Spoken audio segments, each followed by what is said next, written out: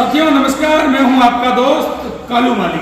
साथियों आज अपने साथ है राष्ट्रवादी और भाजपा के वरिष्ठ नेता भूर सिंह राजपुरोहित।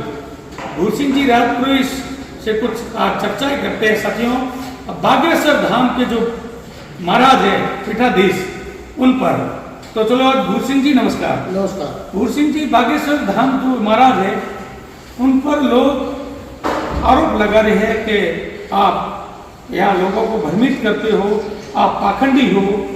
लोगों के 6 महीने मतलब आपने पैसे दी थी 3 महीने की, मगर 6 महीने हो गए हैं, इनके घर में अभी तक शांति नहीं हुई है।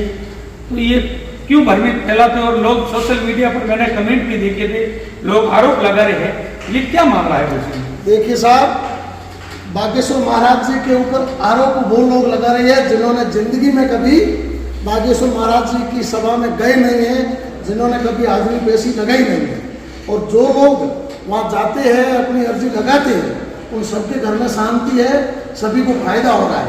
आप कल्पना कीजिए, इस देश में आज तक ऐसा कोई नेता धर्मगुरु नहीं हुआ होगा जिसने इस उम्र में 25 साल का युवा है, इस उम्र में अपने नाम पर, अपने दम पर 15-15, 20-20 लाख लोगों की भीड़ इकट्ठा हो जाती है। आपने सुना होगा अभी बिहार में उस दिन पूर्व बागेश्वर महाराज जी की सभा थी, जिसमें लगभग 15 लाख से ज़्यादा लोग वहाँ आए थे। और इतिहास में पहली बार ज़्यादा भीड़ होने के कारण उनको अपनी सभा स्थगित करनी पड़ी थी।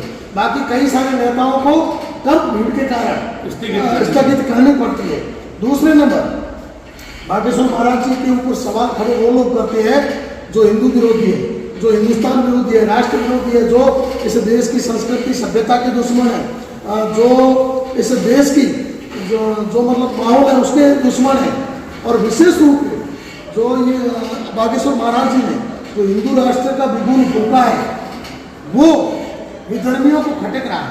क्योंकि जब से बागेश्वर महाराज जी ने हिंदू राष्ट्र का जो ये मुद्दा उठाया है, हिंदू राष्ट्र का जो ये विगुण भूल करके आपने ये बीड़ा उठाया है, तब से इस देश के अंदर एक बहुत ही सकारात्मक माहौल बन गया है।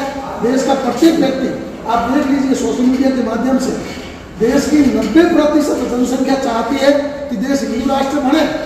जो विधर्मी ताकते हैं, पाकप्रस्त लोग हैं, जो हिंदुस्तान विरोधी है, हिंदू विरोधी, सनातन विरोधी ताकते हैं, वो लोग चाहते हैं कि कैसे भी करके बागेश्वर महाराज जी को किस तरह से बदनाम किया जाए, अपमानित किया जाए, ताकि इनका जो वो आंदोलन है वो थोड़ा कमजोर पड़े, ठंडा पड़े।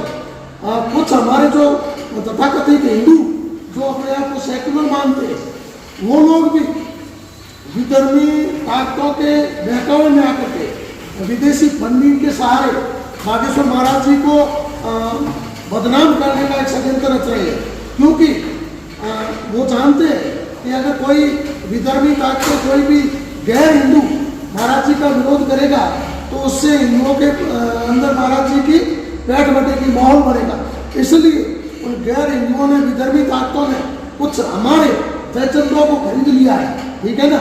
और वो जयचंद आपने सुना होगा, वो बॉम्बे में क्या नाम था जिसने मुकदमा करा था, और उसको हाथ में क्या है। मैं आपको एक बड़ी बात बताना चाहता हूँ, हिंदुस्तान के इतिहास में पहली बार एक 25 वर्ष का युवा पूरे देश के अंदर चुनौती दे रहा है कि अगर किसी की औकात है तो हमें झूठा साबित करके दिखाओ। देश के टोटल बड़े बड़े न्यूज चैनलों के सामने, कैमरों के सामने, बड़े बड़े बुद्धिजीवियों के सामने, वैज्ञानिकों के सामने वो अपना चमत्कार, अपनी कला दिखा रहा है, और किसी के बाप की औकात नहीं कि उसको झूठा साबित कर सके। अब जो भी विरोधी ताकते हैं उनके बौखलाहट है, उनके पास वो कहते हैं ना, खिसियानी बिल्ली खंबा नोचे, तो उसके बाद उनके बाद 5 आरोपों के सिवाय बचा कुछ नहीं। ठीक है, तो धन्यवाद साथियों। ये है भूर सिंह जी राजपुरोहित, जिन्होंने अभी बागेश्वर महाराज के बारे में अच्छी बात कही है। तो इस पोस्ट को साथियों एक बार फटाफट शेयर कर दो। फिर मिलते हैं अपने एक नए वीडियो के साथ, तब तक दीजिए आपके भाई को इजाजत। जय हिंद, जय श्री राम, जय श्री राम।